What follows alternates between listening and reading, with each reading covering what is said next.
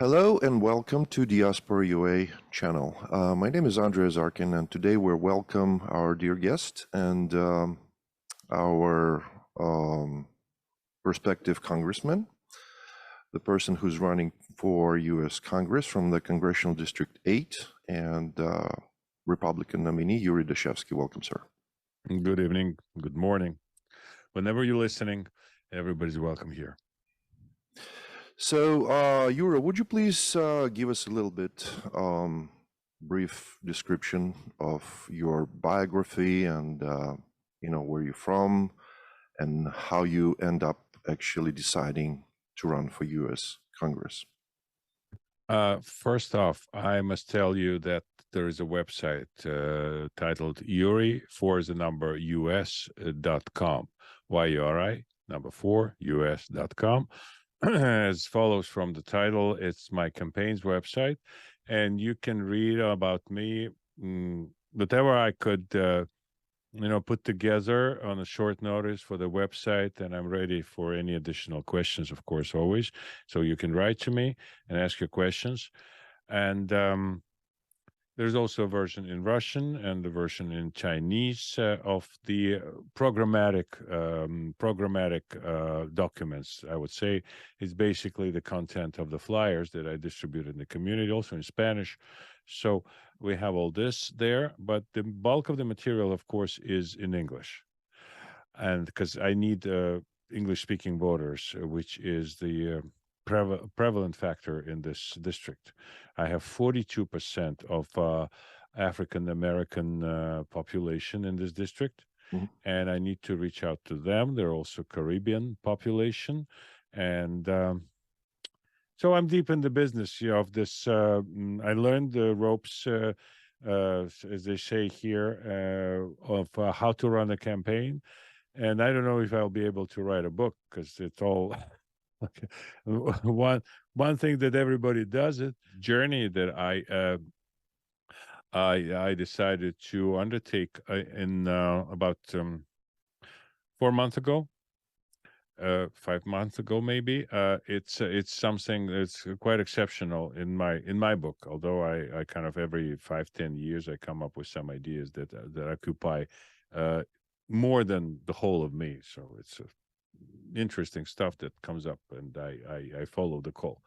But long story short, and even shorter, I came to New York from Tashkent, Uzbekistan. My family, my father and my mother, are both kids who were taken from Ukraine by their parents during World War II, when Nazis were about to take over Odessa and Kiev. Odessa is for my dad, and Kiev is for my mother. She comes from Bershad, close to Kiev, someplace, a little shtetl. Maybe it's a town now. So they grew up and they met in Tashkent, and I became their older son. I studied architecture. I have a master's degree in architecture from Tashkent Polytechnical University, and as it's called now. And then my life took a turn in a direction that was very interesting. I worked in a small theater as a stage master, as a person who was, and in this theater, it's a studio that was very famous in former Soviet Union, and is still famous now. They still exist, and it's called Ilhom, which means inspiration. And everybody was jack of all trades in the studio, except for the genius director of it. So we did a lot of work. We were actors, we were stage workers, we did everything necessary. So that was part of a number of years. And then I started doing things that what I was willing to do. I failed to become a student of Film Institute in Moscow. I tried to do it 3 or 4 times. I don't even remember how many times I tried to get in. They didn't take me for this or that reason. But I was invited by my friend to become his screenwriter. I worked with the director, and we made 3 films that one way or the other, but it was perestroika time already. And we won a number of prizes, and the films we made were shown. Very few people actually today remember what those films were. They were short, they were long, they never got big theatrical play. But again, it was a great journey for me, and I managed to become the member of the Filmmakers Union right before the Soviet Union fell apart. Actually, in the same year, 1991. So I got there without studying in the Film Institute. Basically, not every graduate of GEEK of Moscow Film Institute becomes a member of the Filmmakers Union. I became one, and I'm kind of proud of it to a certain degree, because that's a little bit of an achievement. So I got on this film track, and then again, what happened? The film industry fell apart because Soviet Union ended, and the distribution deteriorated, and everybody was on their own. A lot of cooperatives, filmmaking organizations popped up, as mushroomed around, and there was interesting time. And in my turn was I decided to make documentaries, because there were stories that no one could tell, I thought, in the area but me. And the first documentary I made was about the Bukharian Jews of Central Asia. Talking about Jews was kind of a forbidden topic in Soviet times. So I decided to make this film about the communities. I'm not a Bukharian Jew, but I feel, great interest to the history of the people. So I made this documentary, and when the representatives for United Nations High Commissioner for Refugees saw it, I was offered to make a documentary, and then another one. I had no idea that in the neighboring country of Tajikistan, the civil war is raging, and Uzbekistan is participating on the side of the communists fighting with the Wahhabis. And communists prevailed with help of Wahhabis is this fundamentalist militant branch of Islam. So they were pushed over the river of Amudarya to Afghanistan. And the UN helped them to build a camp near Mazar-e Sharif. So they sent me to Mazar-e Sharif. And it was very interesting journey, which lasted about 7-10 days altogether. And I was in this camp, and I was in Mazar-e Sharif. It's of course a story for a different day maybe, but it was extremely hostile environment at first. Because people, when they learned where do you come from? Are you from? I'm from Tajikistan. Which village are you from? I said, no, I'm from Uzbekistan. Wow, you're from Uzbekistan. The Uzbekis bombed us. Uzbekis had their tanks shooting at us. So I said, listen, I'm here with my camera. I have no arms on me. So here's my camera. I was not allowed. The Afghanis didn't let me bring my own cameraman. So I had to hire somebody on the spot with all the consequences, because, it was not the quality that I would welcome, but that was the only way to do it. And film was made, and then the second film was made about. So the idea of those films was to facilitate the return of the refugees, because UN works not to help them settle a separate state on the territory of Afghanistan, but to get those people back and create the safe conditions for them to return. So the first documentary helped, and the hostilities will be terminated. Well, they will cease. And then the second film was about the return, actually. And what people saw and the level of hostility was that, a civil war is neighbors killing neighbors, stealing, abducting each other grandmas, each other kids. Yesterday they were playing football, soccer in the street. Today they put those kids in, remember those huge canisters for milk that stores used to receive in all over Soviet Union. I don't know how many liters went in there, maybe 30, maybe 50. So they would kill kids, those who would fit into this canister, just putting them in there and then closing the lid. So all the dirt, human dirt, that was available came to Tajikistan to fight. And it was paid by the Saudis and was paid by the Qatar, by all those fundamentalists who thought that Wahhabis would be able to take over Tajikistan. And the mercenaries came of all kinds, from Transnistria, from wherever civil conflicts on the territory of former Soviet Union would flare up.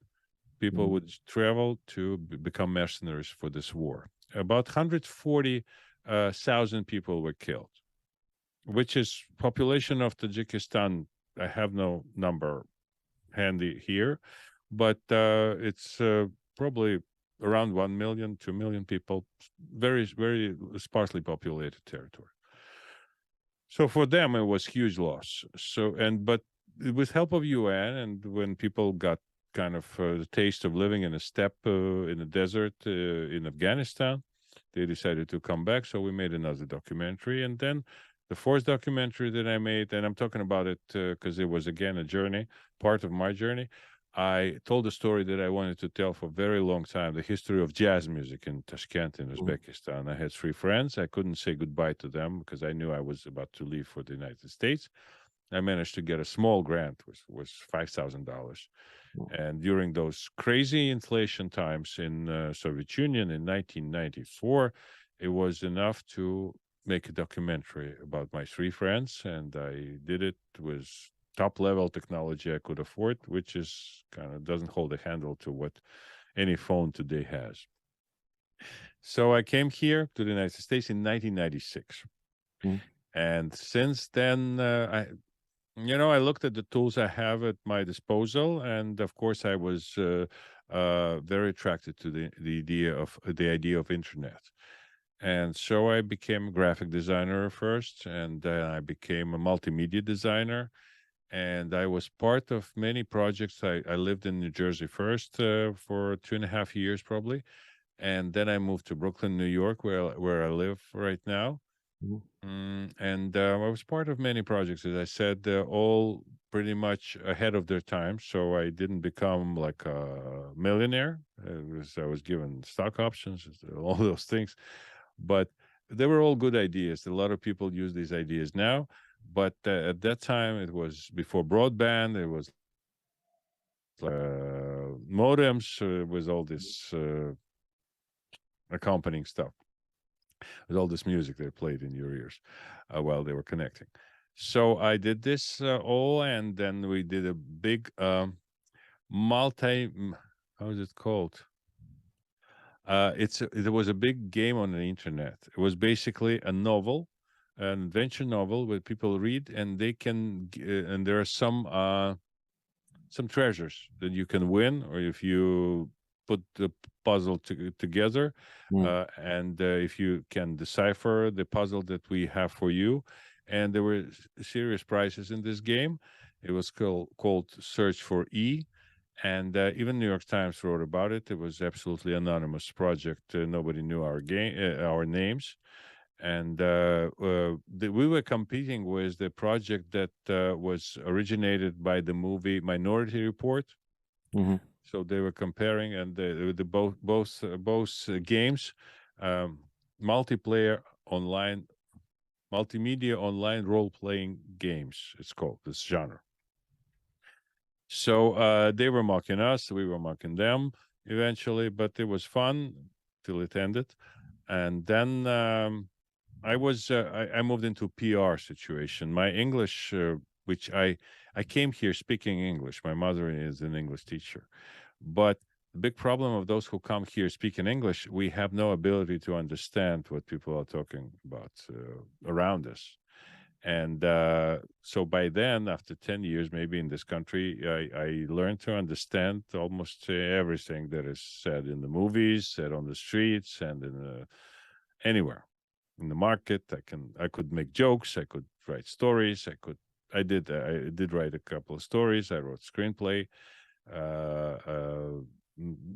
or two. So I got back to what I liked most in my it was PR. I worked as a PR man for the most famous New York deli called Katz's Delicatessen, which is well over 100 years old. I would say they're what 1888 is the year that they say they started then. And on the Lower Side, a lot of movies were shot there. In particular, it's When Harry Met Sally, the famous fake orgasm scene was shot there. It's a place that attracts generations after generations after generations of people who came to this country from Ukraine, in large part, also from Poland, also from Romania. Jewish population that was here in New York, and they never saw anything like it. Jews rarely had a cow.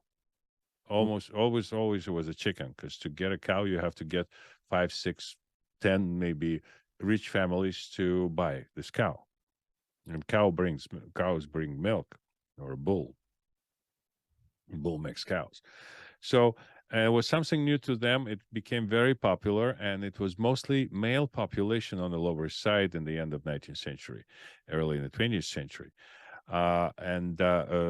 So when they managed to bring the families back to the United States, they had a lot of stories to tell, and they brought them to the places that were most stunning to them.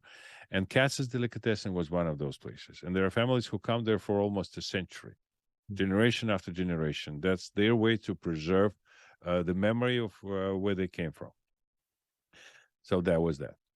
And then from that PR and talking too much and writing too much, I became an interpreter, official interpreter in many interesting New York projects. Again, when businesses used to try to start a store, say some company from Russia or from Ukraine would come, and they would explore the opportunities. We would go to the best advertising agencies. We would go to the practitioners of this merchandising, all those things, computerizing, and I learned a lot about how it's organized. And I was absolutely in awe of what I learned, because it's seriously a big operation with everything being thought through. And a lot of things that track human behavior and are so disturbing today, they originate in those early studies of studying the human behavior and how we respond and what do we want when we go to store, and how we travel from which shelf to which shelf, and when we come to pay for it, how we react. So all those things are very interesting. And of course, the judicial system of the United States was a special interest. It's the best system in the world until recently. So that was also a source of knowledge for me. So all of it ended when COVID situation took place. And I did what almost everybody did.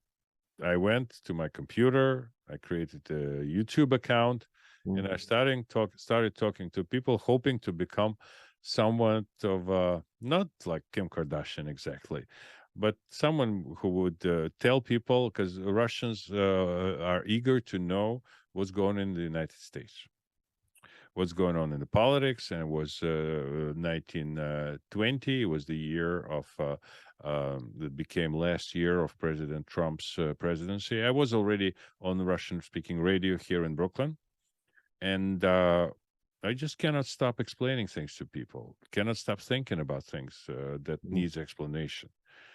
And I met a lot of interesting people when I thought that I should have some guests. And eventually I built a channel that acquired quite a following of almost 10,000 people, which is not much by internet standards and influencer standards. But I have yet to see a 10,000 people channel. It was even less than, where we raised $30,000 plus dollars for Israel in a month, when we raised $30,000 plus dollars for Ukraine in a month, and continue fundraising in this direction. So this became something that organically grew into an offer to run for Congress on behalf of Republican and conservative parties of Brooklyn. I was quite instrumental. I was told I played a major role in electing Inna Vernikov, who is a councilwoman in the city council from our district. She's of Russian, Ukrainian Jewish extraction, speaks Russian. She's from Chernivtsi, and Chernovtsi, right? So she's from there, and she's representing us. And I was her internet outreach guy who, on my stream, I simply just did what is called ad lib. So I was just talking about her, what I know about her, and I learned new things about her, and asked her questions reviewed by me. And she was one of my main endorsers in the early stages of my campaign, and her name means a lot to our people here. So she's representing properly what is our area, Brighton Beach and Shipshead Bay. So when I started doing it running my campaign in end of April, May, end of April, May, I did it from the donations given to me on the website. And it was very interesting journey because I learned what needs to be done and what people respond best to, especially when you have the money to throw at anybody who's coming to you with any projects. And I got so many offers, all of them with inflated prices. And you can do so much with so little in this country, money-wise. But you have to have the drive, and I have the drive. It's a personal journey for me. Besides what I see as wrong of what's going on in this country, I talk to anybody and everybody. Today, I spoke with the Republican Party leaders. I spoke with in a Pakistani mosque, and I distributed flyers on Avenue U to mostly in Chinese. And now I have my second hour online recording things that may interest some people. So it's pretty active lifestyle. Okay, good. Yuri, the fact that you are a first-generation immigrant, how does it help you to communicate with your prospective constituents? You know, when you say, I don't know, not too many people had this kind of adventure, of course, when they come to this country. And I would think, in my manner of thinking, that people would ask me about Russia being, Soviet Union being our arch rival or enemy, whatever, word epithet would people prefer.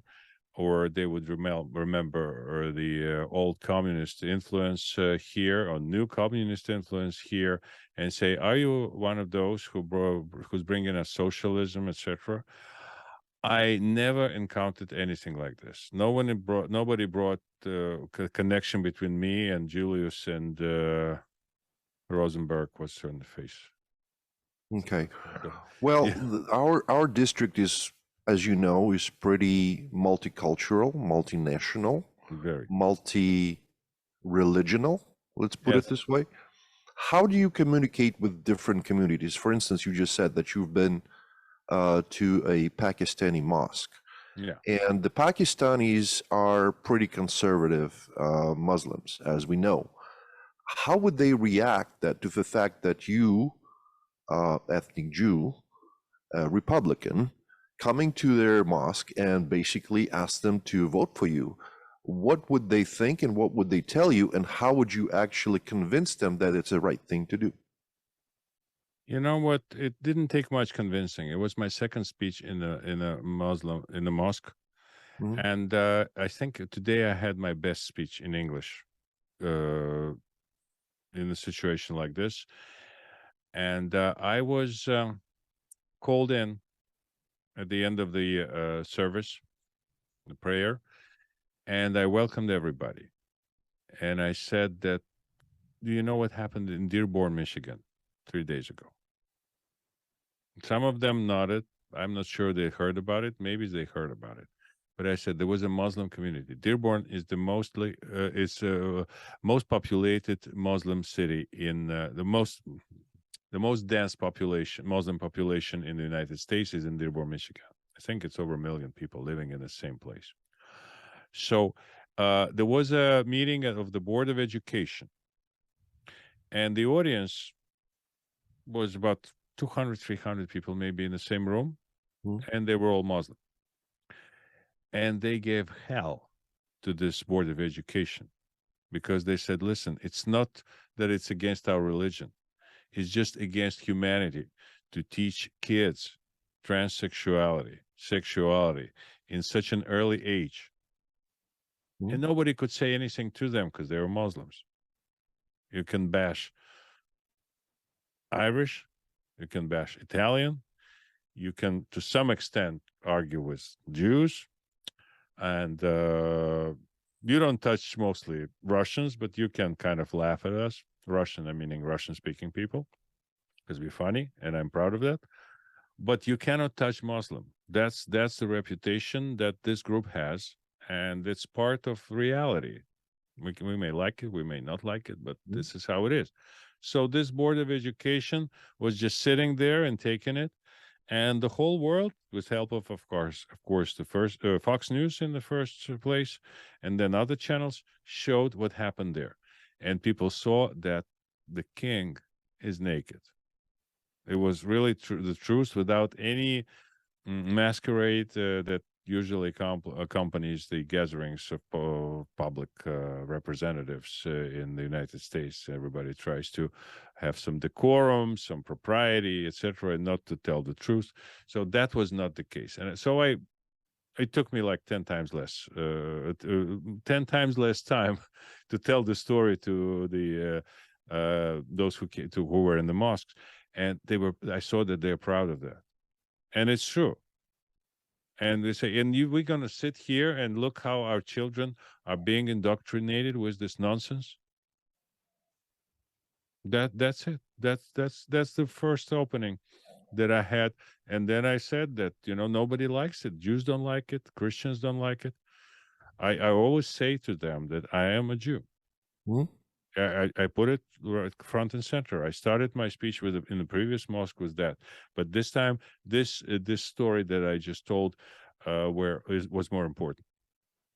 So that's how we talked, and then I distributed the flyers. I welcomed them. I said, "Listen, you are mostly businessmen here. They own a lot of groceries. They own a lot of gas stations. Those people, and they know how to make a living. They speak poor English sometimes. They read avidly." And they are reasonably educated people. And they, of course, religion is, I love religion. I love religious people. I love people, to the point where they don't want to kill somebody, of course. But, and we are used we are conditioned to think that Christianity is all about cruelty to people, and Inquisition, and the Crusades, and things like this, and of course St. Bartholomew's Night, things of that nature, and Muslim culture is about cruelty, and there was also not exactly the whole of Islam cruelty, because there are things that Islam created, and a lot of things that Islam preserved, like ancient knowledge, ancient Greek philosophers that were during the years of Al-Andalus, which is now Andalusia. They were preserved, rediscovered, translated into Arabic, and then back into European languages from that. So it's an interesting story. It's at this point, it's more important to build bridges when we are inside the country here. We have to relearn how to live in peace with each other. Today, the hostilities between the Jews and the Muslims say there's much less hostility than between the Republicans and Democrats. Don't you agree with me? Yes, I totally agree with you. And more than that, I actually believe we have a cold civil war in our country. And it's quite dangerous situation. And, obviously we need some changes, and we need some deeper look into it. And we need somebody to actually put an end to that madness that we are experiencing in the past 2 years. And that's the reason why we have you on this program, because you're running for U.S. Congress. And obviously the fact that you are first-generation immigrant from former Soviet Union. You're a Russian-speaking Jew and talking to Muslims, basically. And you know, and we know that New York City is a deep blue state and deep blue, it's deep blue city in predominantly red state, and that always been geographically, not population. Absolutely, yes. But it's always been like almost like a tiebreaker for New York. The fact that New York City basically outweighs the rest of the state. And when you talk to those minorities, even though I would rather put the fact that minorities are no longer minorities in our city, because we have almost like 1 million probably Russian speaking, I wouldn't say Russian speaking, I would say former Soviet republics, residents of former Soviet republics living in New York City. And as you probably know, the immigrants, especially first generation immigrants, they tend to vote liberal, they tend to vote Democrat. And the Democrats were actually actively using the minorities to get their votes through promises, and especially that in densely populated cities like Chicago, New York, Detroit, Philadelphia, that's always been a major tiebreaker. So you're running as a Republican, a conservative. What do you think has changed, and why do you think you have better chances than your opponent in that race? If everybody noticed by that point, it's my second appearance on the Diaspora UA. I have also a MAGA cap. So I qualify for Ultra MAGA, Super Ultra MAGA. They would automatically call you a Putin supporter, Putin lover in liberal media. In liberal media, in they Ukraine. may call me this, but in Ukraine, yeah, that's kind of a detour from what we are busy with here, to be honest with you, because we are, of course, front in the United States. United States today is in a very precarious situation, and if we don't take care of the United States this year, there'll be nobody to notice or not to notice if Ukraine exists on the globe altogether. And it's important that the United States will remain, I wouldn't call the global policeman, but someone who serves the nearest acceptable level of a father of a family. It's very hard to grow up in a fatherless family. I agree. I would rather call it global sheriff, which is more, I would say, mild term, that somebody has to, oversee the world's peace. And if somebody's bad, it needs to be obviously taken care of and punished. So, and we see that in past 2 years of Biden administration, the globe and the world is actually being in havoc. And unfortunately, the mainstream media, as you know, that globally, there is no presence or very little presence of American conservative media. And just recently, as you know, the global media platform Twitter has been acquired by Elon Musk, and hopefully that will bring some change, but that remain to be seen. But as of now, there is very little presence of conservative voices globally. That mostly has been taken by, CNN, MSNBC, and Washington Post, and New York Times, and Los Angeles Times, et cetera, and they create that opinion that we, Republicans and conservatives, are a threat to the democracy. They openly call us fascists. They openly call us insurrectionists. They openly call us anti-democracy supporters or whatnot. So, and that's really that's extremely dangerous to further divide the nation that's been already so divided.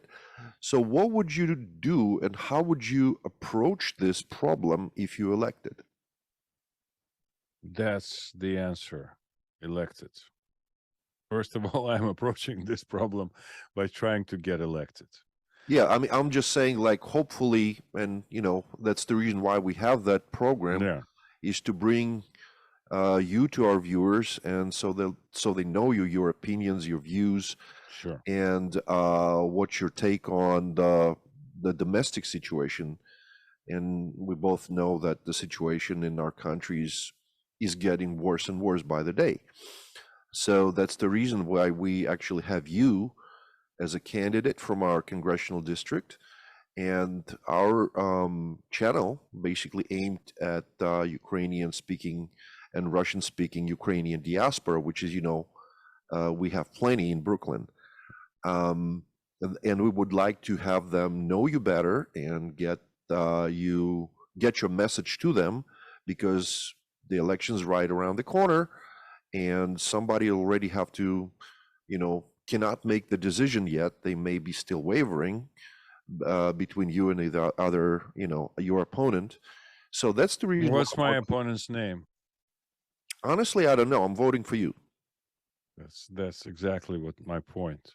Nobody knows my opponent's name. Like 90%.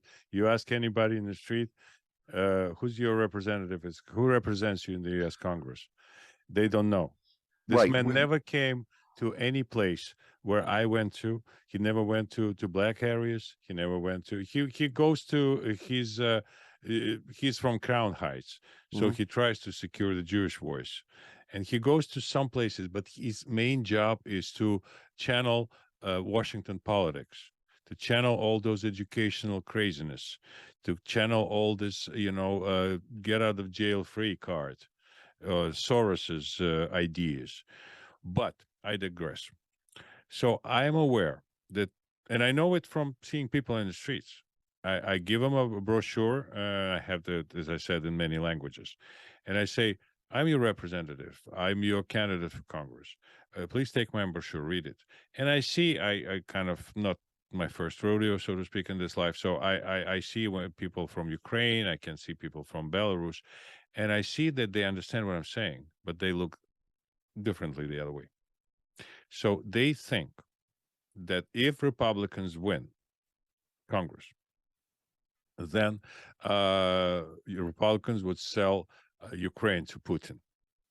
That's how I see it. I cannot put it in straighter terms. This is how people see it. So they turn away from supporting Republicans. So for this, I have two pills. One is hard pill to swallow. One is soft pill to swallow. Which one comes first? Your choice. No, you pick. I offer many languages, many ways to. No, to solve I understand. problems. I understand, but I always prefer to know the you know, the truth, even if it's not Let's start with the hard one, right? correct. So the hard choice kind of is that this fall, November 8th, Congress will become Republican. It will become, with me or without me, it will be Republican.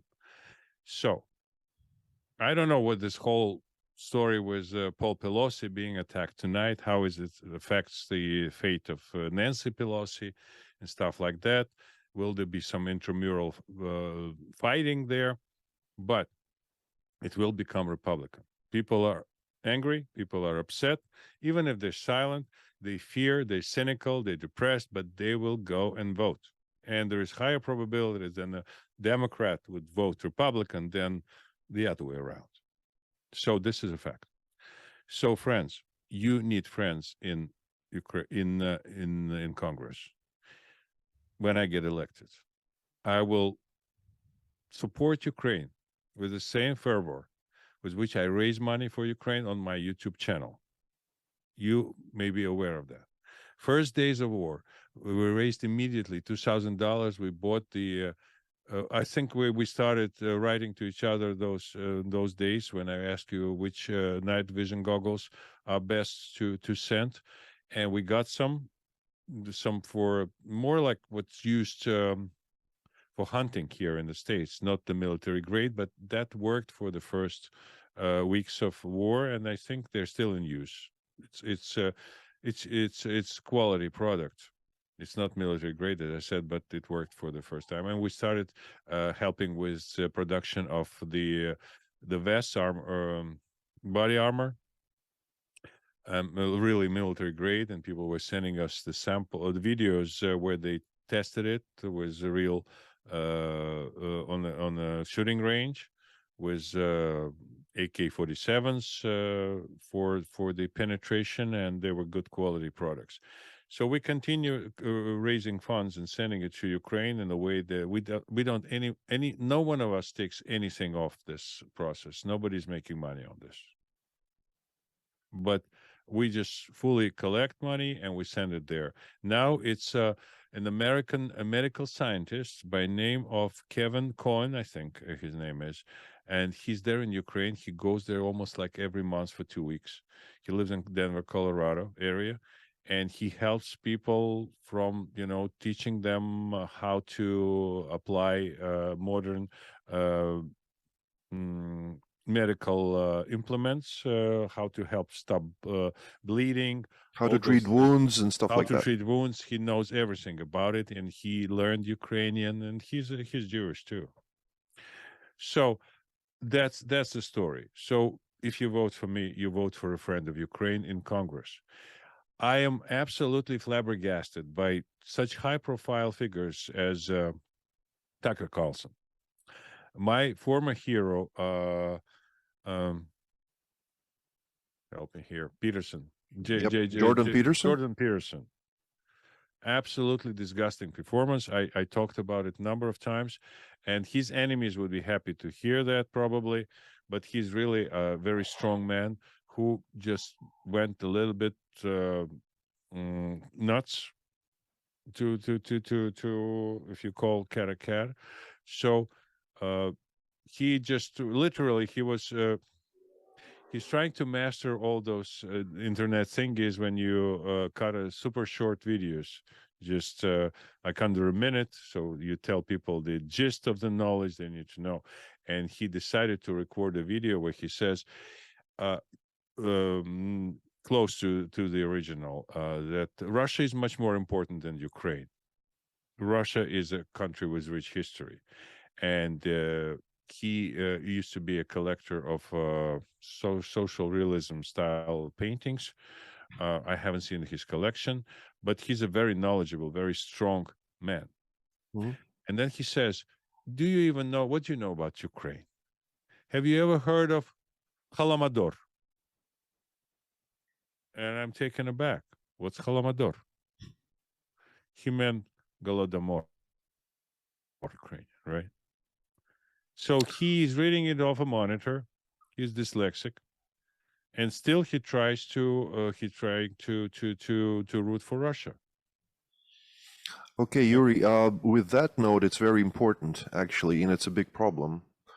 What in your opinion is the reason why? Where is that disconnection of the Republican most influential, I would say, anchors, hosts? Where is that disconnection with reality when it comes to Ukraine? Why is it they? I mean, I like Tucker Carlson. 90% of what he says is I'm totally agree with when it comes to domestic issues. I totally agree with this. But when he talks about Ukraine, he's delusional. When he says there is a corruption in Ukraine, yes, there is corruption in Ukraine, but this well as corruption in other countries. So there's nothing unique about that. And that the fact that this war is basically made possible since Biden took office, and we know that every time when the Democrat is in White House, Ukraine is damaged. President Clinton took nuclear arms from Ukraine. A Democrat too. He's Democrat, definitely. Barack Obama, 2014, and Joe Biden was calling Turchinov and said, do not fire back. Do not resist the Move a annexation finger, yeah. of Crimea, correct? And All now, Democrats, all Democrats. exactly, and that's my point. And every time I speak to Ukrainian community and Ukrainian diaspora, especially in Ukraine, I only ask them one question. How many cruise missiles have been launched onto Ukraine during the Trump administration? The answer is 0. But they keep thinking, basically, that the Republicans, and especially Trumpers, as we are pretty much, because I also share the MAGA agenda and I like it. But they see us as traitors. They think that we will betray Ukraine and we will just, let them be and stop supporting. Where is the disconnection? Where that comes from? Why the Republican super popular hosts like I said, Tucker Carlson and Jordan Peterson and others? Why is it so they're misinformed, or they're just, this is a lack of understanding of what's going on? And the next question will be, I wouldn't say when, I would rather say if, because as you know, it's not over until it's over. But I do hope, and I'm pretty sure that you will get the seat in Congress. But still, will you visit Ukraine after you get elected? Of course I will. Great. Of course I will. I'll go to every ally of the United States first, and I would talk to them, and I would say very affirmatively that you have a friend in the United States Congress. It's important to your friends come first, and then you together take care of the enemies. But I would also add, to the roster of reasons that you ascribe to Tucker Carlson and other hosts, and multitudes of people on the internet who kind of root for Putin. De facto. I don't know if they're paid, but today world is media people today is a puppets without a puppet master. That's my opinion. We cannot locate a puppet master. We're too dumb for that. I mean, so the puppets are this here, or crazies take over the asylum. But there's also one thing that I wanted to say. It's that we don't know things that they know. That's why they come to those conclusions. But unless they present the ideas that drove them to that conclusion, we cannot have an intelligent discussion with them. We just have to accept it or reject it. The opinion of Tucker Carlson or Jordan Peterson. And really, as the war machine of Russia is, war power of Russia, military power of Russia is exaggerated, so are the ideas that Russia brought to the world culture. I'm not a fan of, banning Tchaikovsky or Dostoevsky, or changing one's attitude towards Dashevsky, but the based on the Putin's war. But what's going on is that, let me phrase it properly. Russia was the country that was, for its own good, actually, it was very good for Russia. They were open to many ideas, although the end was very cruel, like it was with brothers Fioravanti, who built Kremlin. They were thrown into jail by Ivan the Terrible. And it was really, a lot of people brought ideas, like Marius Petipa built what became the Bolshoi Theater, the ballet, and the say Moscow Conservatory was built with the money that were paid to Nikolai Rubinstein, who traveled to United States with concerts, toured here, and it was by Steinway, the producer of pianos, manufacturer of pianos at the time. So Russia was always very dependent on the West. And on the east, when we're talking about the horde times, the Mongols, and everything. So Russia's history is written by very talented people, but it's far from reality. Starting with Alexander Nevsky, and if you look at the origins of Russia, and I don't mean to denigrate as a whole, but Vikings started Russia in 9th century, 10th century, somewhere at that time. And those who ruled Russia were never Russians, actually. They were closer to the east or closer to the west. So, yeah, go ahead. Yeah, Yuri, that's a good point, actually. An interesting point, the fact that when you speak about the Russian history and Russian culture, I always say that 550 years ago, actually, the Russia chose her path, basically. And for about five and a half centuries, Russia didn't have any freedom, didn't have any democracy or, voting. And when I say 550 years, what I mean by that, that is that maybe some of our listeners or viewers don't know about that. In year 1478, there was the end of Moscow-Novgorod War. And there was two models, Moscovian, dictatorship kind of model, and there was a Novgorod, which was a republic, which is entirely and completely European, pro-European city. And there was a war between them, and the Moscow Tsar, actually he wasn't called Tsar by then, he called himself Tsar after that war, when he conquered the city of Novgorod, and basically he destroyed the only real opposition to his ultimate power, and he became a Tsar of the unified Russian state. So my point is that if that war was won by the other side, by Novgorod, by city of Novgorod, Russia would be a completely different country today, just like Finland, just like Sweden, Norway, Netherlands, you name it. And that's the reason why I'm trying to bring that attention to those history points and key topics that say Russia had choice and still has choice.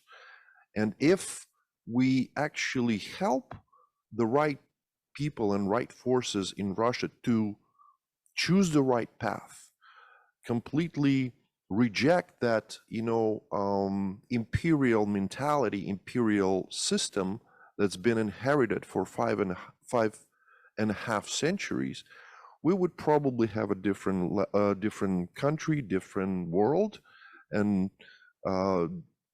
perhaps the whole different outlook of the future. So when people say that, we need to ban everything Russian, I always say there's not just one Russia. Like, for example, I'm ethnic Russian, but I am not Russian citizen. I've never been Russian citizen. I wasn't born in Russia. I never paid taxes in Russia. And in this particular conflict between Russia and Ukraine, I'm completely 100% on the side of Ukraine. I'm trying to help them as much as I can. And the reason why I'm actually being host on Ukrainian Diaspora TV is that fact also.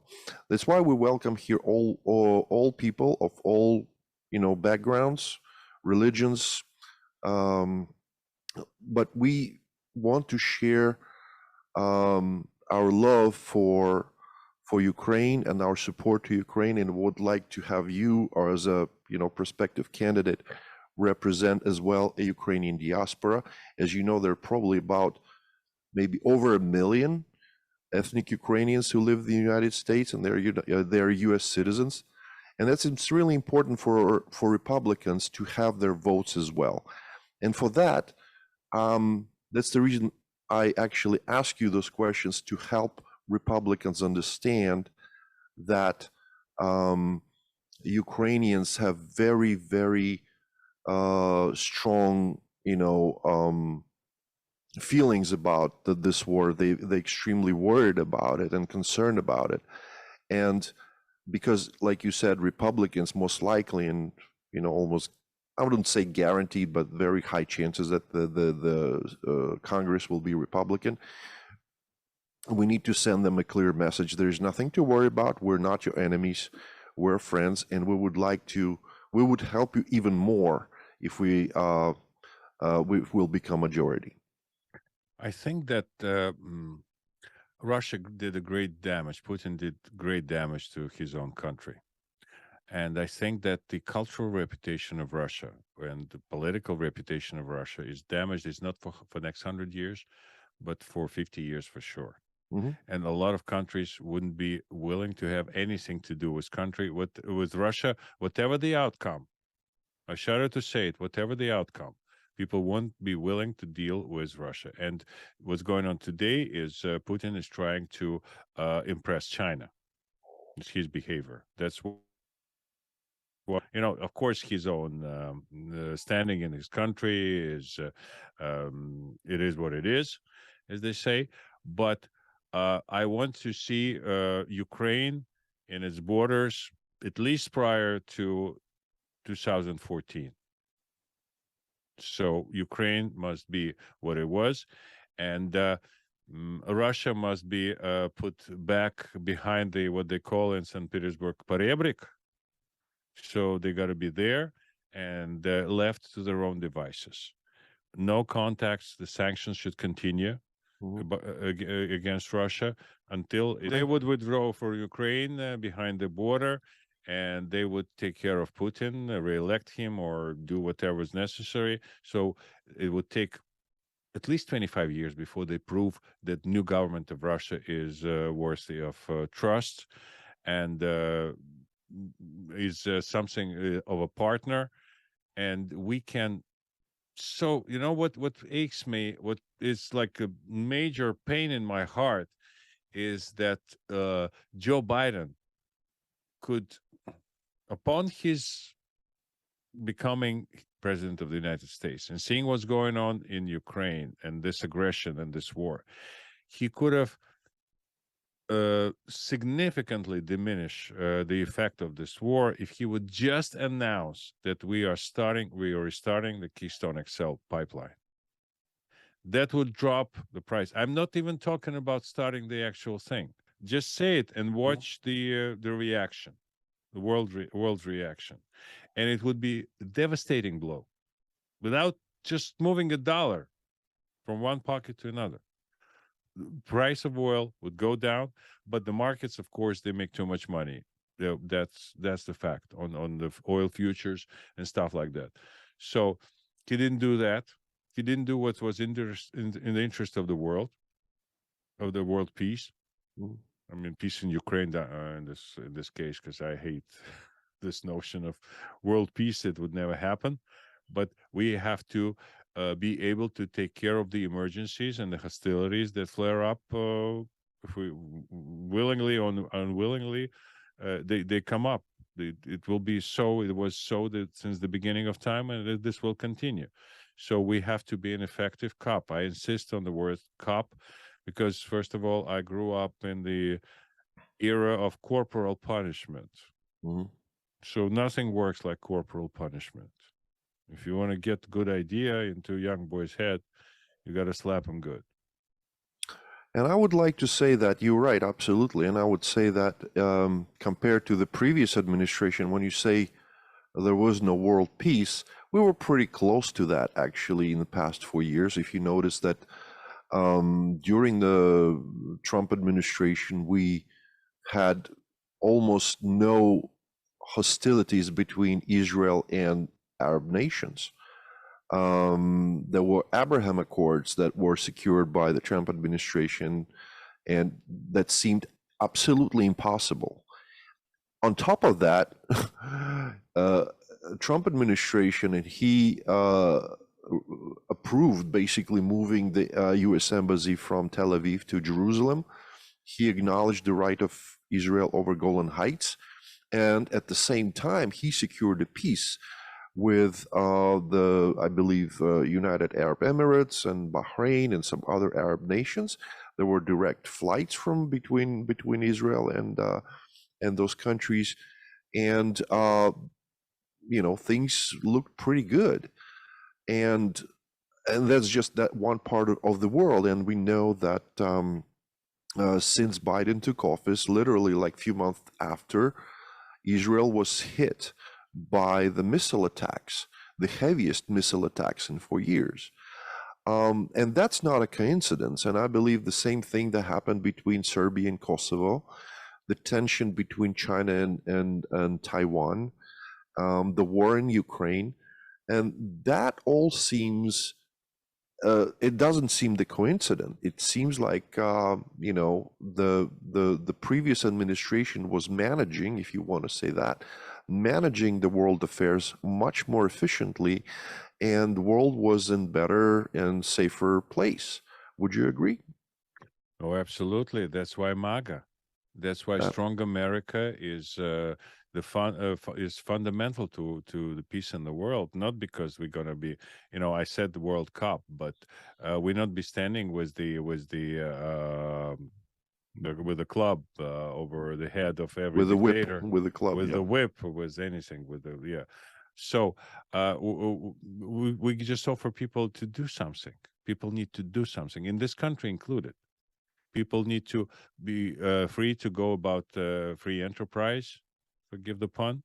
They should be able to become small business people. They shouldn't be, their aspirations shouldn't be working for the government. They shouldn't be willing to become one of those 87,000 IRS agents that this administration is threatening us with. And this is, you know, let's do this. Let's build something. That's the cornerstone of Donald Trump's philosophy in the world.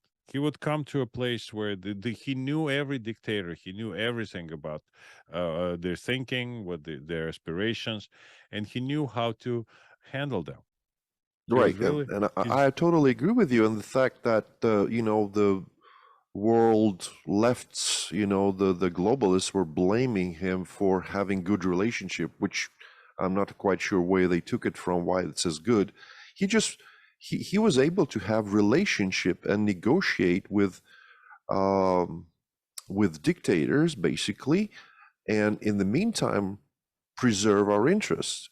Think about it. Donald Trump was the only sitting president who alone walked into North Korea.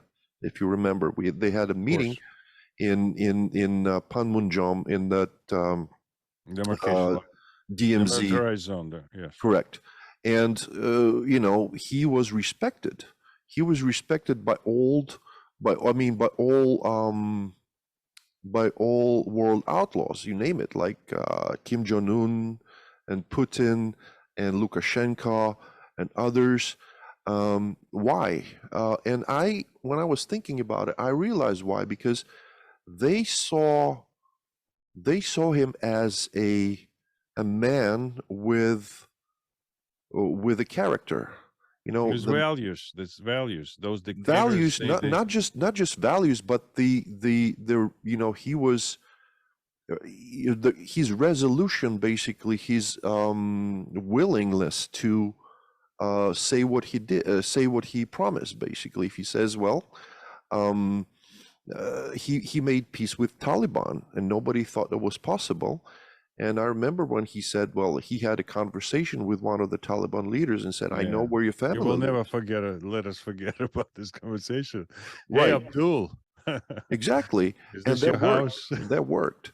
And it's like I would even compare him like, you know, the alpha wolf in the pack. And when you live in the world full of dictators, the only thing they respect, if someone is stronger than them, someone is someone who's not afraid to go against them and basically dictate the will of the free world. No, we're not going to be intimidated. No, we will not back out. No, we will not back down. As you know, his response to the chemical attacks in Syria that Russians did, he just sent 60 Tomahawks missiles and took care of the problem. He took care of the Wagner battalion in Syria, and Putin did nothing. That's the resolution. That's the firmness of the decisions of the President of the United States. And we were respected. And the reason why we respected is because we had a different person in the White House, which unfortunately we don't have. So to me, it's not about Trump personally. It's about it's about the how the president of the United States should look like and what he should say, what he should do. And when we look at the current president, unfortunately, he's not respected, plain simple.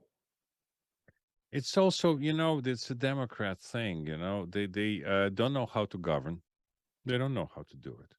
And they, you know, important thing to establish the respect, mutual respect sometimes, not to threat with something you're not going to do. It was like Obama every 5 minutes. This is a red line. We just one step and we'll hit you with all our military might. Never happened. Never happened. Always come empty-handed. Like with Biden, right? He went to Venezuela. He went to the Saudis. No one gave him anything.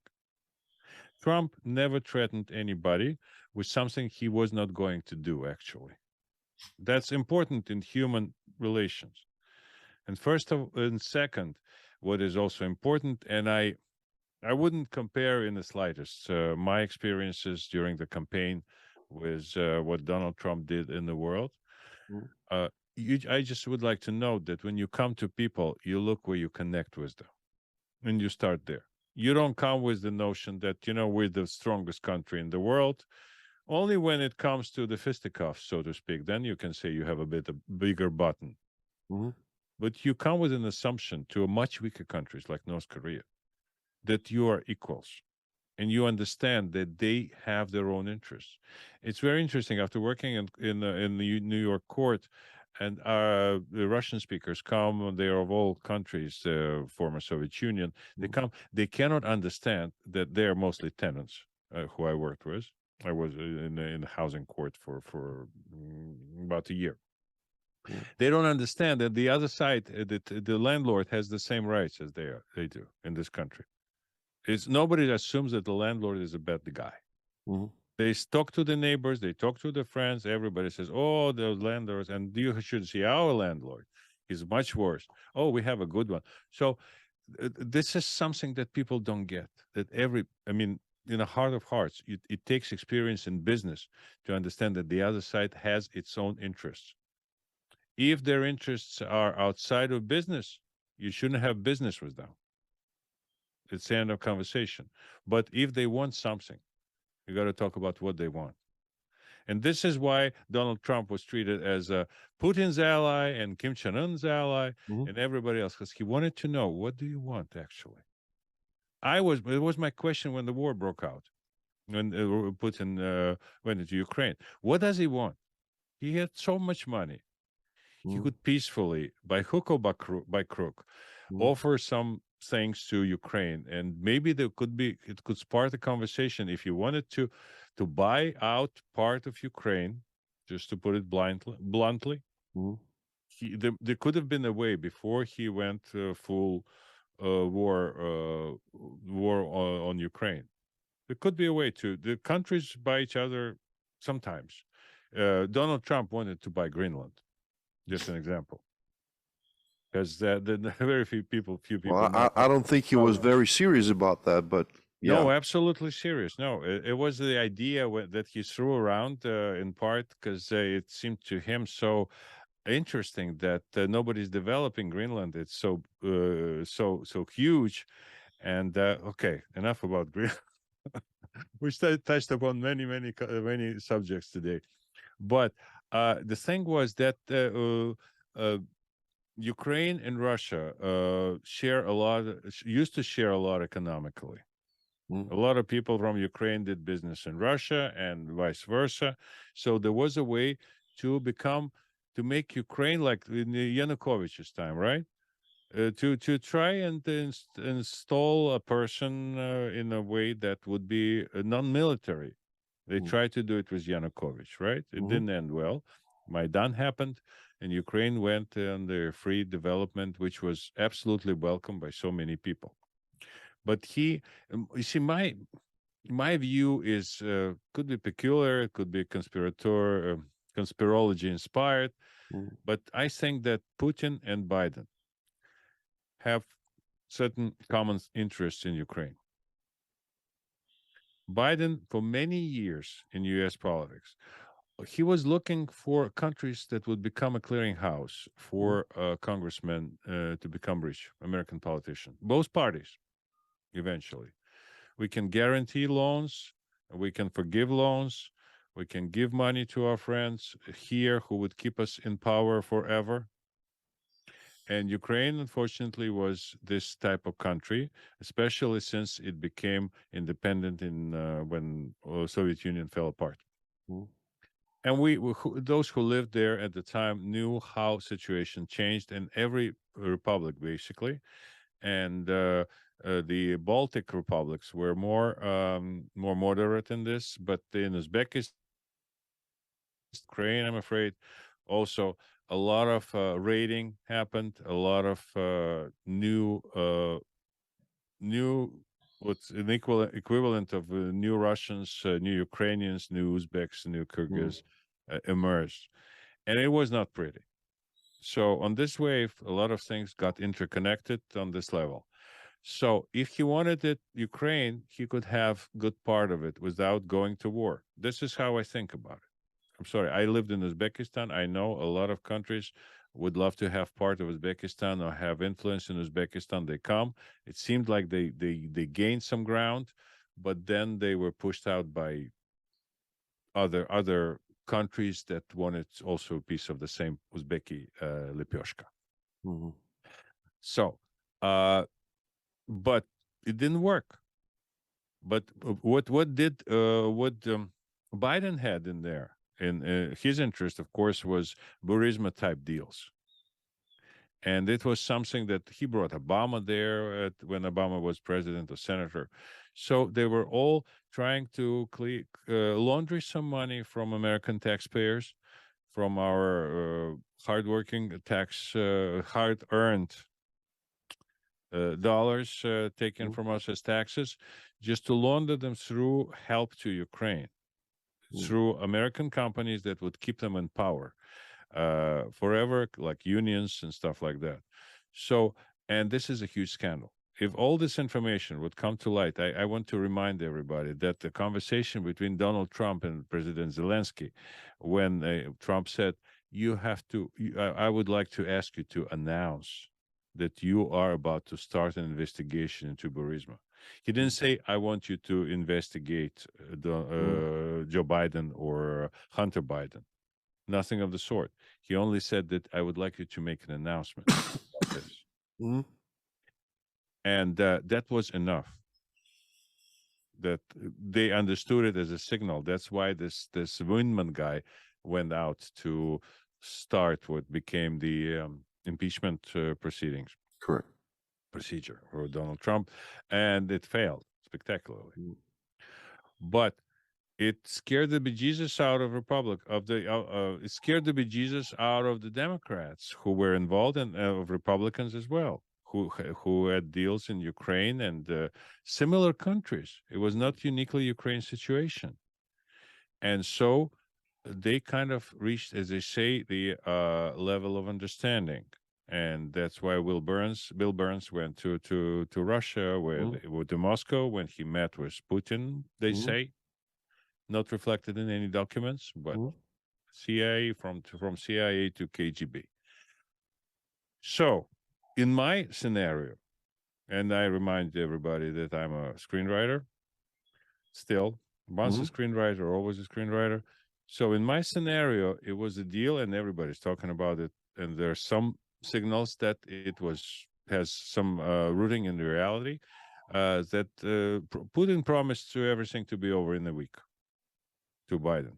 And Biden said, okay, unless, as he said, Russia does something like to deepen incursion, that would be okay. So that's what Putin promised to him. A swift operation, take out Zelensky, install Yanukovych or similar figure, and make Ukraine a satellite forever. Well, just like Belarus, pretty much. Very fast, yeah. The Belarus got there differently, but that's what it is. So, and then in return, this newly elected, in return, this newly installed president of Ukraine would iron out every wrinkle regarding the Biden family, regarding Congress, and so everything Biden did in the prelude to war is to show this doing the signaling to Putin and to the world, if you read it correctly, properly, and with attention, that he's going along with this fact that Putin will attack Ukraine, and that he offered Zelensky to evacuate him, and then he moved the embassy out of signal, which is out of Kiev, which is a major signal that America is not resisting this slew of events, this course of events. No, we understand there will be war, and we are moving our embassy because we don't want our people damaged. And Russia's embassy remained there. I just far as wanted I to, remember. yeah, I wanted to basically note that we didn't pull our embassy of Kabul actually until like the very last couple of days, until we evacuated in mass and in very Saigon style, as you remembered. Exactly. And here Saigon. we pulled out the embassy and our diplomatic staff of Ukraine even before the shots were fired, which is quite unique. Yeah, and I totally agree with you. Matter of fact, what you're saying is, to me and to many others, it's crystal clear and quite obvious. But for whatever reason, many people still don't, they don't connect the dots. For whatever reason, they just think that Biden administration was helping Ukraine, and it's still helping Ukraine. And to some extent it does in a way, well, because they have to react somehow. But the actions of this administration since the beginning of the first meeting of Biden Putin, which was scheduled to last, I believe, was like 5 hours and lasted for 2 hours. It told me that everything was agreed pretty much beforehand. However, those little details, for whatever reason, it's not being discussed, not being covered by media, and not being even investigated. So what would you say when the Republican will take over, hopefully, Congress? Will you support any formal investigation into those dealings with Ukraine? It would be very interesting moment if we decide to go there and try to investigate all this. We have so many things to investigate. I totally agree with you. It's so much work here with all the debacle of supporting the green energy projects, how those companies fell like dominoes after getting like $500 million, Right. $500 billion. But we all know it's a money laundering machine. That's the whole thing with the Green Deal, with the big pharma, and this war as well. To me it almost seems like the Democrats are trying to launder money anywhere they possibly can during the Biden administration, and it almost seems like the Titanic is sinking. That they're trying to save as much as they can and get as much as they can before taking off.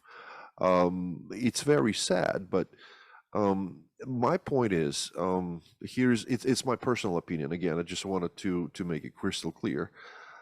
We cannot move forward as a nation until we find out what happened in 2020 elections. Would you agree with me on that? Of course, but we have to move forward and chew gum at the same time. That's an all-American saying. We have to move forward. We have to, you see, it's important to investigate it, but it shouldn't be done in a manner that would be front and center to when there will be results. Then we'll talk about it. Let people who we trust go and do it, and not like Durham Commission take centuries for this. No, I agree with you, Yuri. But my point is, it's more of the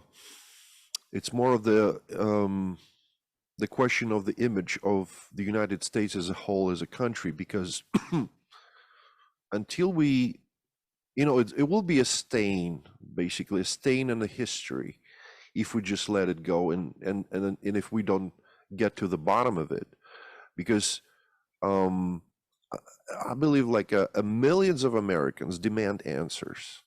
At least half of the nation demand answers. They still demand answers how that happened, what happened, and until we actually sort of find out the root cause and find out who did it, how did it, and why did it, we, you know, I am like a voter, right? As a person who just a regular American and a voter, I want to be confident in our electoral system. If we don't get that stain off of our elections, people will be always skeptical about the results, no matter which side you will take. Will Democrats or Republicans will blame each other, you know, and that will not, that will basically, that will ruin everything eventually.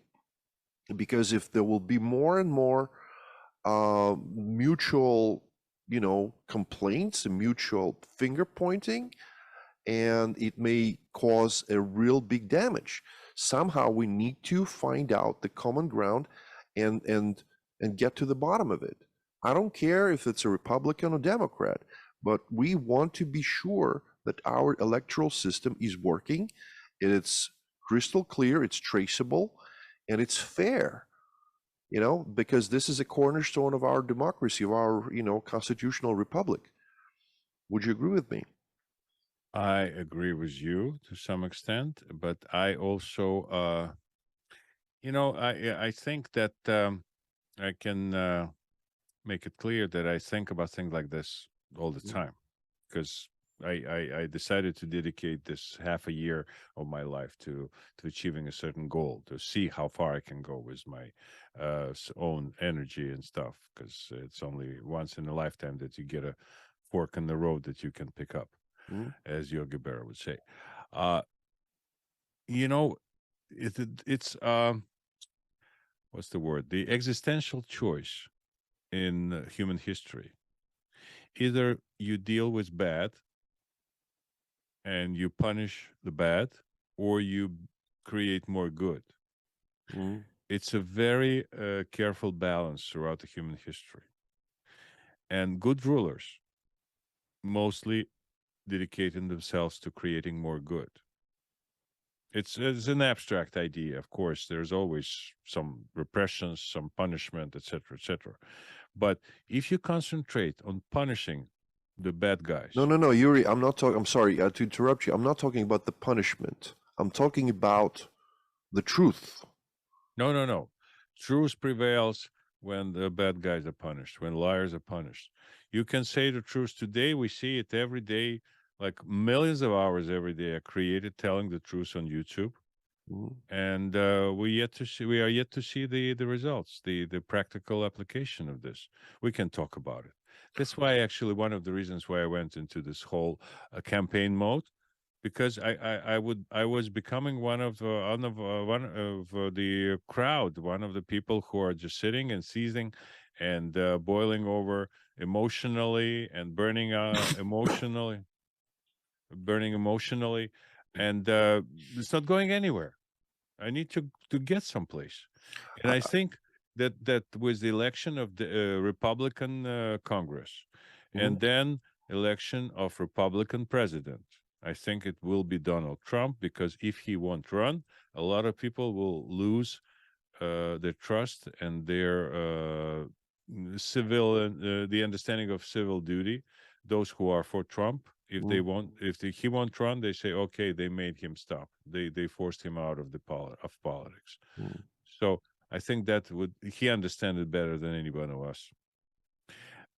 So with this being said, I would be a new president of the United States, new Congress of the United States. Of course, it's our duty to start all the investigation, every investigation that is called for investigating.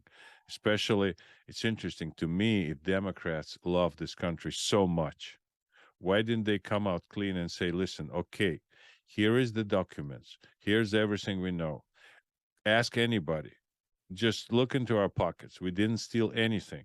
Just turn them out. Say, we didn't steal anything. Not take this posture that, how dare you to question the elections? It's what all thieves do. You suspect me? I took your wallet? Me? You suspect me? You're a thief yourself. You're a criminal yourself. You know how it happens on a tram in Odessa or in any other world. And I'm just wanted to basically add a couple of words to what you said. The reason is because as right now, I mean, I feel it. I speak to many people, and I spoke to many people in the past 2 years, and many people share the same idea, except maybe a very few, but most people share the same idea that they have doubts, basically, like I said, in our electoral system, and they're right. And as a consequence, they have doubts in our judicial system. They're because right. And that is basically, you know, how it works, right? It's basically people just lose faith, lose confidence in in the entire government, in the entire political system. You name a judicial system, a legislation, executive, they just completely lose faith, and they lose confidence that the government is actually working for the people and reflects people's needs and reflects on the people, aspiration and expectations. So how do we fix that? Because it's a deeper problem than it seems, and that's the reason why actually we want new people, you know, not kind of career politicians to be reelected over and over again. We want new people. We want to have new representation, people who will just start kind of from the scratch in a way. What would you say about that? No, first of all, it's not a scratch. I base my convictions on the U.S. Constitution and the American way of life, American understanding how world should operate. With this said, I wanted to say it's on both sides. You know, the people lose faith in all the institutions, not because they want to lose faith in all the institutions. It's the institutions that are at fault first. They fail people. Correct. On the other hand, in this country, we have a unique ability to re-elect a lot of people. And we didn't do that. Today, when people come to me and they commiserate and they say, Yuri, I'll vote for you this time. Are you registered? No, I'm not registered. Or I'm registered, but I never voted. Or I live in this country for 40 years, and it used to be so good. The clean water, like in Tashkent, they used to say, before the Soviets came, you can drink out of the arik, and nobody locked the door. Same thing they'll tell you in Beirut before Italians came. So, go and vote, people. You don't vote. You don't make your voice heard. There are so many things that are, with all due respect, Fox News is a good substitute of, you watch Fox News, it's like you participating in all the good things. You're a conservative, you're a Republican, you know who the bad guys are. Tucker Carlson tells you who the bad guys are. All good hosts tell you who the bad guys are. You agree with them. They're smart people, they're charming people, they're even funny people. The most popular hosts today on the Fox News, to me, are Greg Gutfeld. He won handily the late night show competition. He's ahead of any and all channels who offer this late night shows. He's funny, and his humor is the most actionable part of art, because people see their enemies destroyed, and this is a call for action. So a call for action is to go and change things. You don't like judicial system. You don't like the judges. Go and find a way to win in court. Try fighting your tickets that you think is given to you incorrectly. Traffic tickets, parking ticket. Go and try to prove your point. Make this judge think. When you're in court, you understand how much money is spent on those buildings, on the furniture, on the system, on the ropes, on all the guards, on all the prison, all the holding cells for those who were about to stand trial. So it's a lot of money spent already. So make them work. Make yourself work. Stand up for justice. Stand up for your own interest. I say, look at your life. What is good for you? Don't vote for other guys. Don't vote for people who live elsewhere. Live for your, vote for your own interest. Define it. What do you want? You want to pay less taxes or more taxes? You want more privacy, less privacy? You want to be entrepreneurial, or you want to work for somebody else who will be, you know, big enough of a name so you can go to a bank and say, I work for Trump organization. Give me a mortgage. Oh, Trump organization. Here's your mortgage, sir. Thank you very much. Nice to do business with you. So that's the role of capitalism. Stop being envious. Stop doing all those crazy stuff. You know, take care of your own life. And America, like no other country, that's why there is the One Direction movement to the United States mostly. Only very rich people leave this country. I mean, now it's the situation in Europe allows people to live in Turkey, but they keep the first home here. Most of them do. Yes, Yuri. I agree with you on that. You know, we have to restore faith in our country, restore faith in America. And in conclusion, basically, what would you like to say to Ukrainian diaspora here in the United States, and especially in Brooklyn, in your congressional district, the Russian-speaking or Ukrainian-speaking, you name it? Basically, you know who we're talking about. Just in very brief words and a few sentences, what would you like to say and what would you like to add to this conversation, please? To add, rather to summarize, I think. Summarize. Yeah, I would say this. Don't be afraid of the future. Take care of the future today. Think what you want for yourself. Realize that you need friends in Congress, in all branches of power, actually, friends for Ukraine. And think of the way to win this situation, to win this war. The war in Ukraine should be won on the conditions that first are good for Ukraine. Then the world shouldn't be worried that Putin will start another war in 5 or 10 years or 15 minutes after he retreats from Ukraine, or achieve peace, because a lot of people are talking about talks today, right? Peace talks with Putin. We should think about the conditions that should be created to have a stable situation there on the border. And this stable situation, first of all, includes the defeat of Putin's Russia, one way or another. Without this defeat, there will be no stable border. I'm pro-capitalism. I'm pro-prosperity and small government. And it's not just the words, you know, that anybody anything in terms of, you know, more benefits, and we just have to bring law and order so people wouldn't be afraid to come out the house, go on the subway, etc. And we have to restore the total rule of U.S. Constitution and all other points that you can read about on my website, which is yuri4us.com. And I thank you very much for having me tonight. Yes, Yuri, well, yeah, I do appreciate you coming in for this interview on our channel.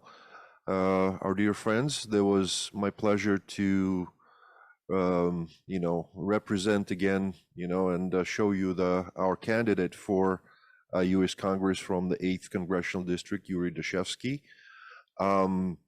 Check his website. If you have any questions, please comment on this video below. And we'll wish you good luck, Yuri, and I'm sure you will have a great support from our community. And I wish you that you will be our representative, and I'm pretty certain you will. Thank you very much. Thank you, Andrey. And let's do it. Okay, make America great again. Let's make it. Thank you.